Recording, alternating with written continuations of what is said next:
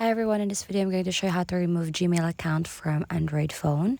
So from your Gmail, let's open your Gmail account. So this is the platform that we're going to use to remove your Gmail account. So tap on your profile icon in the upper right corner of your phone. And then here you'll be able to manage all of your Gmail accounts by tapping this manage accounts.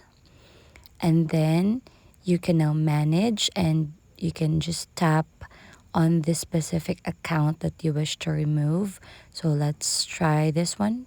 Let's take this as an example, and then you'll be able to see here the remove account. Just tap on it.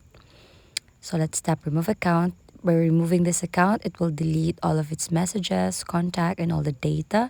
So just tap remove to complete the process. So that's how you remove your Gmail account from your Android phone. If you find this helpful, please don't forget to give us a like and subscribe.